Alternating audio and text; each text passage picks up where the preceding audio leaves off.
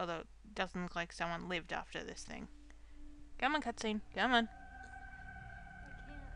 It's a sin. It's wrong. Oh, never. Your child will be conceived in purity, How? miraculously, divinely. And the child, her destiny will be great. Yes. And your name will be blessed for bringing this child to the great empire. It's time.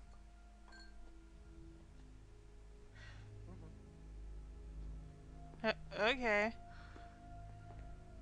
What's gonna happen?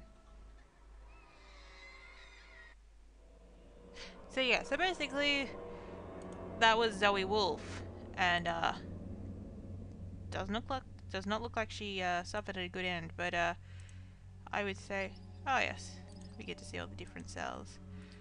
But what they're trying to say is Alexandria was made to ew. Sorry, it's just the other ones aren't moving and all of a sudden this one is. Like, look. You can hear them, but they're not moving. But these... that just looks creepy. Alright, let's have a look at his books. Books he owns is the... what the hell is that word? Rathamabala properties of music and the 5 notes. Oh, so it's about the sing of the spheres. Connection between birth and stars. The planetary coordinates for the pure soul. The embryo, mystical conception and creation.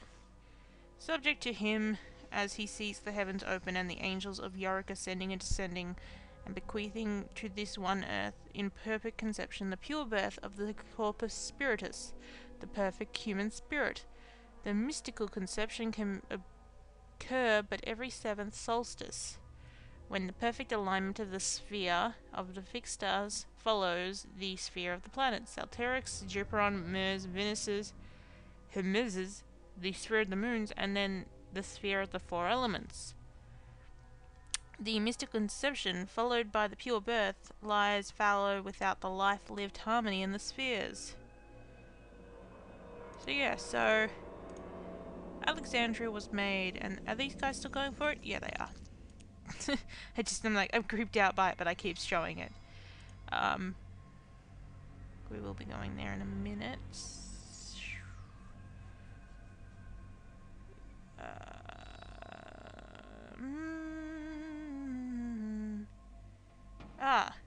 Yes, of course, we have to try to head through this door.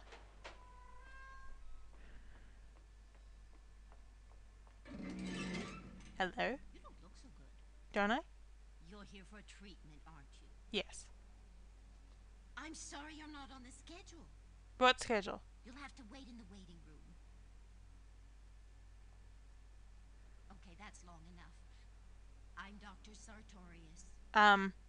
And I'll give you a treatment you'll never forget. Sit. Sit down! Okay. I'll get things ready. God. You're, I don't think you are, but I'll sit. You told me to sit, I'll sit. Brace yourself. Ah! It's looking glass time. It is? But...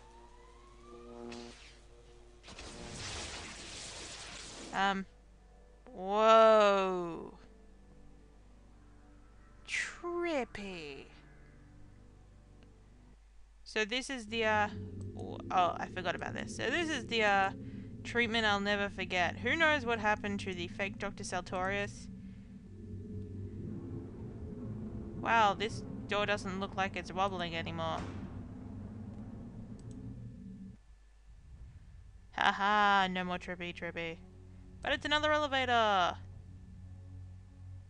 We want to go up. But yeah, so... yeah, so Alexandra was made and by Dr. Sartorius, and they wanted her for their special element. They wanted to have her special birth. But so basically, after all we've learnt about how they brought her about, and you know, they were quite happy with what was happening, and then all of a sudden she fell in love. Oh God, books. Let's at least start with this one. My son, I now lie on my deathbed. I leave to you much work undone.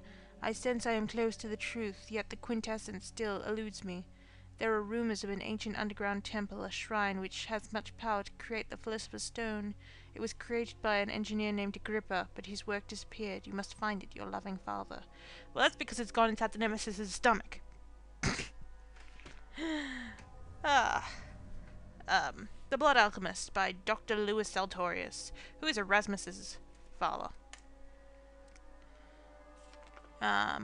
All the elements.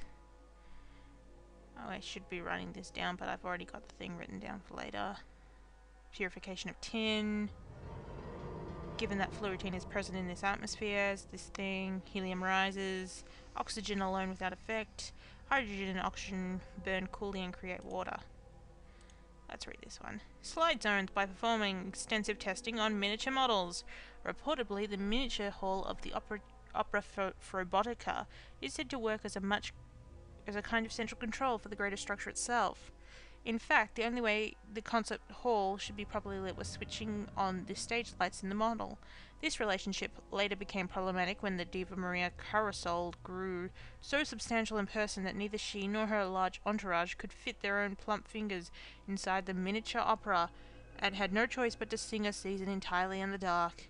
Eventually, Dr. Quap grew quite obsessed with the science of miniaturization that he stopped working in the larger scale altogether. His later works grew smaller and smaller until they could no longer be seen by the naked eye.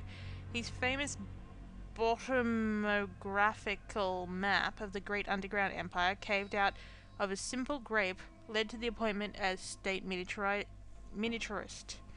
His revolutionist rendering of the massive statue of Lord Dimwit Flathead the Excessive, once towering 9 beloits high above the frigid river valley, now etched upon a lone grain of rice, is said to be one of the best likenesses of the late something. Books. I didn't have anything else to say, just books. Ah. Oh.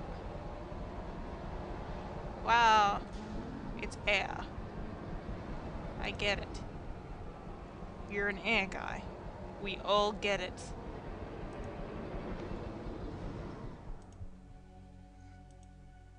Oh, look, he has a picture of himself. Why? Dr. Saltorius, it has been called to our attention that you have been practicing unorthodox and unauthorized magic. As you know, it is a violation of Magic Code 6547 for non-guild member to engage in magical practice. Cease and desist, or we will file for refugitive relief? Good God. Dr. Saltorius, I understand that you are still perfecting the science of the ritual, but we must act now. If we do not do it, the quintessence will slip through our fingers. I know he has threatened even you, haunting the asylum. Our work must be completed at the Temple of the Ancients / Temple of Agrippa. Write, and I will arrange to meet you there. Soon, Doctor. Sophia. Dear Dr. Frobian, open your puny mind. Madness is a disease, not a state of mind. I see that every day in my patients, forgotten waifs that have only me to defend them, and defend them I shall. Like any disease, if madness can be studied, it can be cured. How can I cure the body of disease if I am forbidden to open the body to study it? If I am denied funding for x-rays and medication and a staff of physicians? My asylum should be a place of progress, not a final resting place for the damned. Dr. Saltorius. But we're out of time, so we'll see you in the next episode. Yay! Bye!